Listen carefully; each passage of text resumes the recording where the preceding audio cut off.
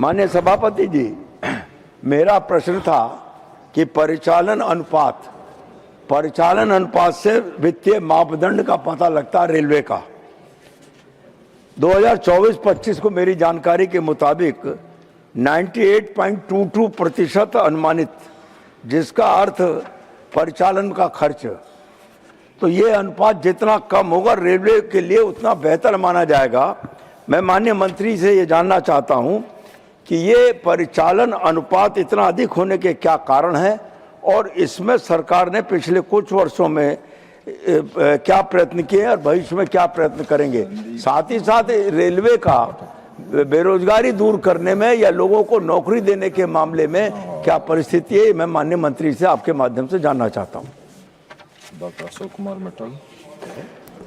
हमारे वरिष्ठ सांसद और हम सबके बहुत ही रिस्पेक्टेड डॉक्टर लक्ष्मीकांत वाजपेयी जी ने बहुत ही इम्पोर्टेंट क्वेश्चन पूछा है, बहुत ही महत्वपूर्ण प्रश्न पूछा है कि रेलवे की फाइनेंशियल पोजीशन कैसी है।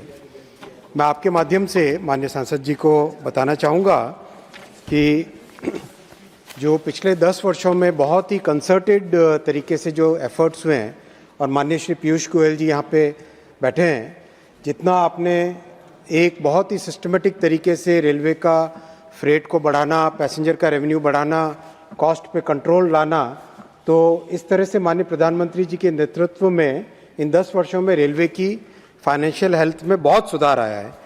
ओवरऑल अगर हम सिचुएशन देखें, रेलवे की करीब स्टाफ की कॉस्ट है 1,18,000 करोड़ के आसपास की टोटल स्टाफ की कॉस्ट है।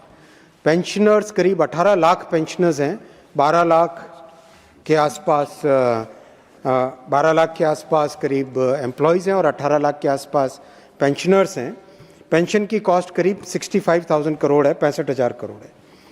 एनर्जी की कॉस्ट करीब 32,000 करोड़ है और फाइनेंसिंग की कॉस्ट करीब 23,000 करोड़ है। ये जो बड़े खर्चे हैं, 8,000 करोड़ के आसपास मेंटेनेंस की कॉस्ट है।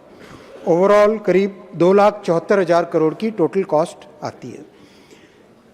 अभी जिस तरह के स्टेप्स माननीय पीयूष जी ने लिए थे, उनसे पहले माननीय सुरेश प्रभु जी ने लिए थे, और इन पूरे दशक में जो स्टेप्स लिए गए, उसके कारण रेलवे अपना सारा खर्चा मीट करके एक छोटा सा सरप्लस अभी बना पा रही है।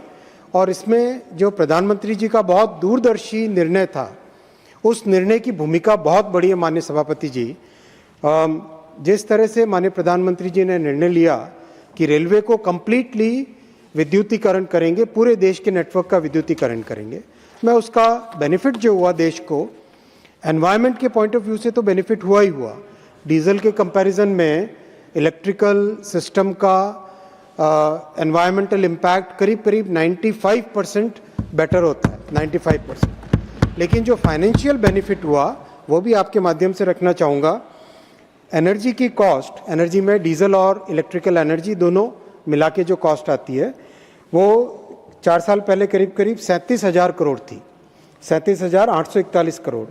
वो कम होके अब 32,000 करोड़ रह गई है, 32,400 करोड़, जबकि ट्रैफिक करीब 400 मिलियन टन अधिक हुआ है। तो ये जो माननीय प्रधानमंत्री जी ने दूरदर्शी निर्णय लिया इलेक्ट्रिफिकेशन करने का, उसके डबल बेनिफिट हुए। एक तो एनवायरमेंटल बेनिफिट हुआ और फाइनेंशियल बेनिफिट भी हुआ। दूसरा जो प्रश्न माननीय सांसद जी ने पूछा एम्प्लॉयमेंट और इसके संबंध में, मैं माननीय सांसद जी को आपके माध्यम से बताना चाहूँगा कि 2014 से 24 के बीच में करीब 5,04,000 लोगों को रोजगार दिया गया, और माननीय प्रधानमंत्री जी की इस तीसरी टर्म में करीब 1.5 लाख लोगों का रोजगार का काम लगातार चल रहा है, और उसमें बहुत अच्छी प्रोग्रेस है। माननीय सभापति महोदय, असिस्टेंट लोको पायलट की 18,000 वैकेंसी का प्रोसेस कंप्लीट हो गया है, पायलट्स अभी ज्वाइन कर रहे हैं। आरपीएफ सब इंस्पेक्टर्स 450 कंप्लीट हो गया, अपॉइंटमेंट लेटर जा रहे हैं।